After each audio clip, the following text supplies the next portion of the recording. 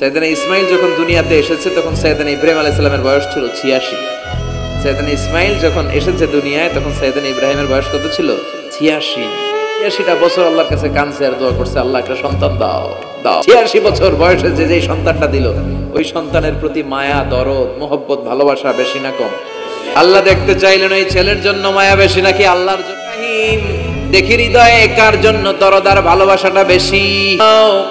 আমার সন্তুষ্টির জন্য 86 বছর বয়সে পাওয়া কলিজার টুকরা দুধের বাচ্চা ইসমাইলকে জবাই করে আমার খুশি অর্জন করো। দুধের বাচ্চা ছোট্ট ইসমাইল ডেকে বলে, ও ইসমাইল, আমি স্বপ্নে দেখেছি আমি তোমারে জবাই করছি, এখন কি করব?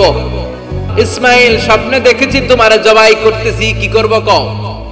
সাইয়েদনা ইব্রাহিম এই প্রশ্ন করার পরে সাইয়েদনা ইসমাইল বললেন, বাবা আপনি স্বপ্নে যা দেখেছেন ঠিক তাই করেন।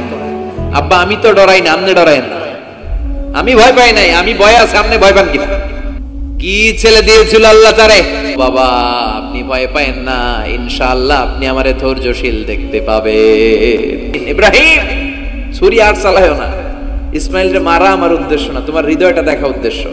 এই ইসমাইল মরে গেলে তো সব ঘটনা উলট পালট লেগে যাবে, কারণ আখিরি জামানার পয়গম্বর বিশ্বনবী মুহাম্মদ রাসূলুল্লাহ সাল্লাল্লাহু আলাইহি ওয়াসাল্লাম এই ইসমাইলের বংশে পৃথিবীতে আগমন করবে। চিল্লায় ইসমাইলকে বাঁচিয়ে রাখা আল্লাহর জন্য ওয়াজিব, আল্লাহ নিজের জন্য এটাকে আবশ্যক করেছেন। সুবহানাল্লাহ পড়া। পরীক্ষার ফলাফলে আল্লাহ কি বললেন? তোমার আমি কি বানাইলাম?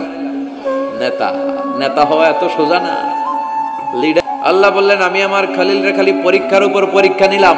বিশ্বনবীরে আল্লাহ বুঝাতে চাইলেন, ও আমার নবী, আপনার জীবনটা পরীক্ষাময়, এত পরীক্ষা দেখে বিচলিত হওয়ার কিছু নাই, টেনশনে পড়ার কিছু নাই, নিরাশ হওয়ার কিছু নাই। আপনার পিতা ইব্রাহিমকেও এরকম অনেকগুলো আমি পরীক্ষা নিয়েছি, আমার ইব্রাহিম খলিল সফলতার সাথে উত্তীর্ণ হয়েছে।